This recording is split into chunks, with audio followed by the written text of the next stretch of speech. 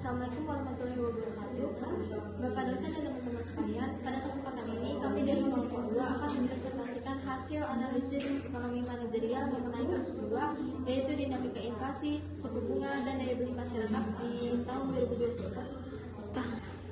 Sebelum kami memaparkan materi, izinkan kami untuk memperkenalkan diri masing-masing. Saya Tika Devi sebagai pembaca fakta dan data 2026 bersama dengan Ayu Adina Putri, Nama Wulandari, Septia Bella Sapitri. Saya Jaratul Islamiyah. Di sini saya akan membahas tentang pihak terkait dan dampak ekonomi akibat kenaikan tingkat suku bunga. Perkenalkan, saya Salwa Aswakir Zinan yang akan memaparkan materi tentang analisis menggunakan alat ekonomi manajerial bersama rekan saya Adinda Syaila dan saya Orla Penjaliuk. Saya Siti Aminah. perkenalkan, nama saya Firna Azura. Di sini saya akan memaparkan materi tentang alternatif solusi bersama Nama Wulandari. Saya Manda Ananda. Kasus ini menjadi salah satu isu penting karena perubahan inflasi dan kebijakan suku bunga yang berdampak langsung terhadap masyarakat, dunia usaha, dan perekonomian nasional. Melalui pendekatan ekonomi manajerial, di sini kami akan membahas tentang fakta dan data, pihak yang terlibat, analisis berdasarkan konsep ekonomi manajerial, serta alternatif solusi yang dapat diterapkan. Dan video ini kami susun menjadi 5 bagian, yaitu pemaparan kasus, analisis menggunakan alat ekonomi manajerial, kesimpulan, dan referensi. Selamat menyimak.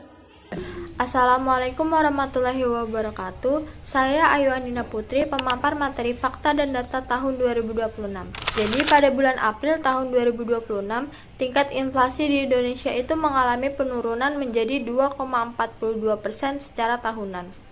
Dari sebelumnya 3,48% pada Maret 2026. Hal ini itu menunjukkan bahwa laju kenaikan harga barang dan jasa itu semakin terkendali serta masih berada dalam target yang ditetapkan pemerintah.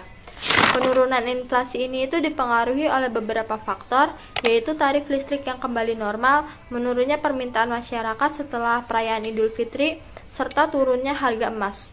Selain itu, inflasi pada kelompok pangan, harga yang diatur pemerintah, dan inflasi inti juga mengalami penurunan. Sementara itu, inflasi tertinggi itu terjadi di Papua Barat, yaitu sebesar 5% yang disebabkan oleh kenaikan tarif transportasi. Kedepannya, pemerintah itu tetap perlu mewaspadai beberapa resiko seperti kenaikan harga minyak dunia, perubahan harga komoditas, dan dampak fenomena El Nino. Namun demikian, stabilitas inflasi masih didukung oleh cadangan beras yang mencukupi serta kebijakan yang diterapkan oleh Bank Indonesia. Selanjutnya itu pada tahun 2026, ekonomi di Indonesia menghadapi tekanan akibat ketidakpastian global, seperti termasuk konflik di Timur Tengah yang menyebabkan nilai tukar uang rupiah jadi melemah hingga sekitar 17.700 per dolar Amerika Serikat. Untuk menjaga stabilitas ekonomi tersebut, Bank Indonesia itu menaikkan BI rate secara bertahap, mulai dari 4,75% menjadi 5,75%, atau naik sekitar 100 basis poin dalam waktu sekitar 1 bulan. Kebijakan ini bertujuan untuk menjaga stabilitas nilai tukar rupiah, mengendalikan inflasi agar tetap tepat sasaran pada 2,5% kurang lebih atau sekitar 1% ya, serta mempertahankan kepercayaan terhadap perekonomian Indonesia. Meskipun suku bunga naik, Bank Indonesia ini tetap berupaya menjaga pertumbuhan ekonomi dan mendukung penyaluran kredit ke sektor. Selanjutnya, meskipun Bank Indonesia menaikkan suku bunga acuan untuk menjaga stabilitas nilai tukar rupiah dan mengendalikan inflasi, kredit perbankan tetap menunjukkan kinerja yang baik. Pada Mei 2026, kredit perbankan tumbuh 11,51% dibandingkan periode yang sama tahun sebelumnya 9,98% pada April 2026. Hal ini menunjukkan bahwa permintaan pembiayaan di dari dunia usaha masih cukup tinggi dan aktivitas ekonomi belum mengalami pelemahan yang signifikan. Kondisi tersebut didukung oleh pertumbuhan kredit investasi, kredit kerja modal, dan kredit konsumsi, sehingga Bank Indonesia tetap optimistis pertumbuhan kredit tahun 2026 berada pada kisaran 8-12%. Perkenalkan, nama saya Septia Bella Sapitri. Di sini saya akan melanjutkan penjelasan terkait fakta dan data pada studi kasus dinamika inflasi, suku bunga, dan daya beli masyarakat pada tahun 2026. Berdasarkan siaran pers, Rapat Dewan Gubernur Bank Indonesia dan Tinjauan Kebijakan Moneter Juni tahun 2026, Bank Indonesia tetap mempertahankan proyeksi pertumbuhan ekonomi Indonesia tahun 2026 di kisaran 4,9% hingga 5,7%. Meskipun pertumbuhan ekonomi dunia diperkirakan melambat menjadi sekitar 3,0% dan tekanan inflasi global meningkat hingga sekitar 4,4%. Kondisi tersebut dipengaruhi oleh ketidakpastian ekonomi global seperti ketegangan geopolitik, tingginya harga komoditas, serta perlambatan perdagangan dunia. Namun, Bank Indonesia tetap optimis karena pertumbuhan ekonomi Indonesia didukung oleh kuatnya konsumsi rumah tangga, peningkatan investasi, belanja pemerintah, serta berbagai program stimulus untuk menjaga daya beli masyarakat. Selain itu, Bank Indonesia terus memperkuat bauran kebijakan moneter, makroprudensial, dan sistem pembayaran guna menjaga stabilitas ekonomi sekaligus mendorong pertumbuhan ekonomi yang berkelanjutan. Kita akan membahas pihak yang terlibat dan dampak ekonomi akibat kenaikan tingkat suku bunga. Pihak yang terkait ada Bank Indonesia, pemerintah, dunia usaha, dan masyarakat. Bank Indonesia menaikkan tingkat suku bunga untuk mengendalikan inflasi dan menjaga stabilitas ekonomi yang ada di Indonesia. Dampaknya, pinjaman terhadap perusahaan akan meningkat sehingga terjadi investasi akan terus. Sementara itu, masyarakat menghadapi biaya cicilan yang lebih mahal sehingga daya beli mereka secara terus-menerus menurun, terutama untuk barang non-kebutuhan. Tapi juga terus mempengaruhi aktivitas ekonomi dan daya beli masyarakat. Terima kasih.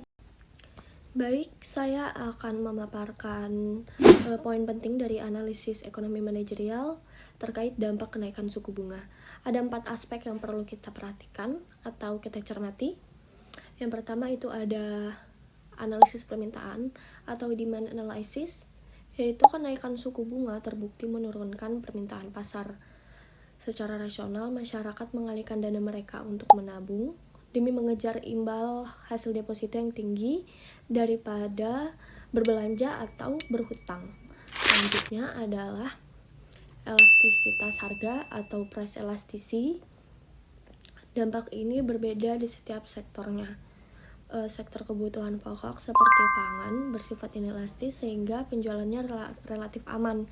Namun, sektor barang tersier seperti kendaraan dan elektronik bersifat elastis sehingga sangat sensitif terhadap penurunan penjualan.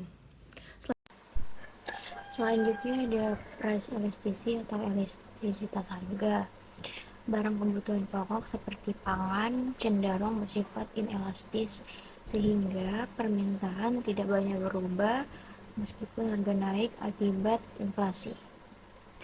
Selanjutnya, konsumen tetap membeli barang tersebut karena merupakan kebutuhan utama, meskipun harus mengurangi kebutuhan lain. Sebaliknya, barang tersier seperti elektronik atau kendaraan memiliki permintaan yang lebih elastis, sehingga lebih sensitif terhadap kenaikan harga maupun suku bunga. Ketika harga atau biaya kredit meningkat, konsumen cenderung menunda pembelian, sehingga permintaan terhadap barang tersebut menurun. Perbedaan elastisitas ini menunjukkan bahwa setiap jenis barang memiliki respon yang berbeda terhadap perubahan kondisi ekonomi. Selanjutnya, alat yang ketiga yaitu forecasting. Jadi, kebijakan preemptif Bank Indonesia tidak bereaksi terhadap data saat ini, tetapi melakukan perkiraan ke depan.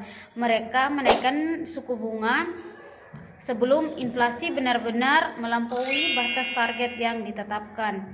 Yang pertama ada antisipatif berbasis data.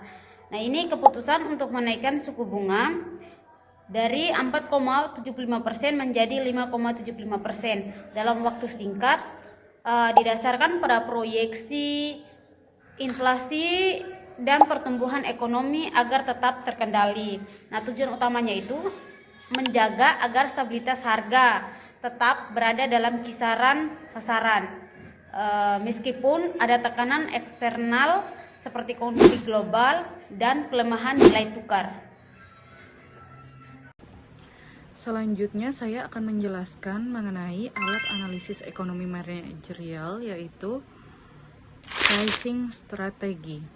Teman-teman, bayangkan jika produksi perusahaan Anda naik akibat pelemahan rupiah. Namun di saat yang sama, ekonomi nasional justru sedang tumbuh positif. Strategi harga seperti apa yang paling tepat diambil agar perusahaan tidak terjebak dalam krisis ini? Hari ini, saya akan memaparkan bagaimana perusahaan dapat menavigasi kondisi ekonomi 2026 melalui perpaduan strategi harga yang adaptif. Selanjutnya, pricing strategi ini merupakan keputusan manajerial dalam menentukan harga produk atau jasa agar perusahaan tetap memperoleh keuntungan, mempertahankan daya saing, dan menyesuaikan diri terhadap kondisi ekonomi. Berdasarkan kondisi ekonomi Indonesia tahun 2026, perusahaan perlu menerapkan pricing strategi yang fleksibel. Penurunan inflasi menjadi 2,42% memungkinkan perusahaan mempertahankan harga agar tetap kompetitif. Sedangkan kenaikan BI rate menjadi 5,75%. Dan pelemahan rupiah meningkatkan biaya produksi, sehingga perusahaan dapat menerapkan cost-based pricing secara selektif. Di sisi lain, pertumbuhan kredit perbankan yang tetap kuat serta proyeksi pertumbuhan ekonomi sebesar 4,9 sampai 5,7% menunjukkan permintaan pasar masih cukup baik, sehingga perusahaan juga dapat menerapkan value-based pricing atau competitive pricing untuk menjaga daya saing, mempertahankan penjualan, dan mengoptimalkan keuntungan di tengah ketidakpastian ekonomi global. Jadi, kesimpulannya, perusahaan itu harus fleksibel, gunakan strategi berbasis biaya jika memang modal sudah tidak mencukupi atau tidak tertutup. Namun, tetap utamakan strategi berbasis nilai atau persaingan agar penjualan tetap lancar di tengah kondisi ekonomi yang dinamis ini. Sekian materi dari saya. Selanjutnya saya akan menjelaskan alternatif solusi bagi perusahaan. Perusahaan perlu menerapkan lindung nilai hedging untuk mengurangi resiko akibat perubahan nilai tukar mata uang dan suku bunga yang dapat mempengaruhi biaya dan pendapatan. Selain itu, perusahaan juga harus melakukan efisiensi struktur biaya dengan mengelola pengeluaran operasional secara lebih efektif dan meningkatkan produktivitas. Langkah-langkah tersebut membantu menjaga arus kas, mempertahankan daya saing, serta memastikan margin keuntungan tetap stabil meskipun terjadi ketidakpastian ekonomi. Baik, selanjutnya ada bagi UMKM dan konsumen.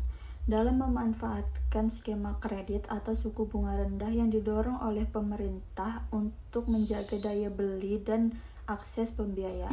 Di tengah kondisi saat ini, kita semua merasakan dampak dari suku bunga yang naik. Ketika suku bunga umum naik, maka biaya modal usaha kita juga ikut membengkak. Akibatnya, UMKM akan kesulitan ketika mereka ingin meminjam uang di bank untuk modal kerja sehari-hari atau ekspansi usaha. Jika hal ini terus terjadi, resikonya sangat tinggi untuk mereka. Omset mereka bisa turun, dan bahkan kondisi ekonomi yang paling buruk adalah usaha mereka bisa gulung tikar. Lalu apa solusinya yang diberikan oleh pemerintah kepada pelaku UMKM ini? Pemerintah sudah menyiapkan skema yang sangat membantu kepada mereka, yaitu program penjamin kredit dengan suku bunga yang disubsidikan. Di Indonesia, contoh yang paling nyata dan paling dekat dengan kita adalah program kredit usaha rakyat atau yang familiar dengan sebutan KURS. Lalu apa sih manfaat real yang Bapak atau Ibu rasakan dengan adanya program KURS ini? Yang pertama adalah menjaga arus kas usaha kita.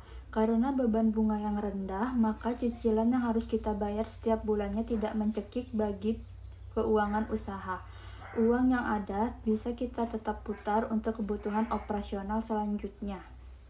Yang kedua, KURS ini membantu berkelanjutannya produksi. Dengan adanya modal dari KUR, UMKM tetap bisa membeli bahan baku. Dengan bahan baku yang ada, produksi bisa tetap akan berjalan. Dan dengan produksi yang akan berjalan, kita juga tetap bisa mempertahankan karyawan kita, meskipun kondisi ekonomi yang sedang mengetat seperti ini. Dengan adanya program ini, pelaku UMKM sangat terbantu karena karyawan tetap bekerja dan usaha mereka akan tetap berjalan dan bertahan di tengah tantangan bunga yang tinggi ini. Baik, selanjutnya kita akan beralih ke sisi konsumen yang dimana tantangan yang mereka hadapi adalah kenaikan suku bunga secara langsung yang menekan pendapatan yang siap mereka belanjakan setiap bulannya. Mengapa demikian? Karena porsi pendapatan mereka untuk membayar cicilan sudah ada, seperti KPR rumah atau kredit kendaraan yang menjadi semakin membesar. Ketika cicilan mereka membesar, otomatis uang yang tersisa untuk kebutuhan lainnya semakin mengecil. Inilah yang menyebabkan daya beli untuk belanja itu semakin kecil. Itu berdampak ke seluruh sektor dan UMKM. Mereka menjadi menahan diri untuk belanja ataupun membeli kebutuhan yang lainnya.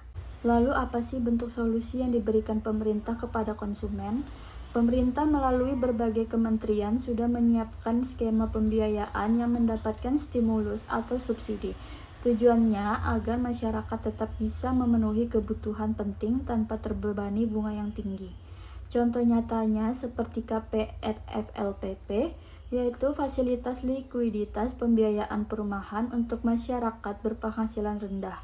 Ada juga program pelonggaran uang muka atau DP 0% untuk pembelian rumah dan kendaraan yang didukung dengan insentif pajak dari pemerintah. Jadi, apa sih manfaat real yang dirasakan langsung oleh Bapak Ibu dengan program tersebut? Pertama, skema ini membantu menjaga daya beli dengan cicilan yang ringan dan terbantu subsidi.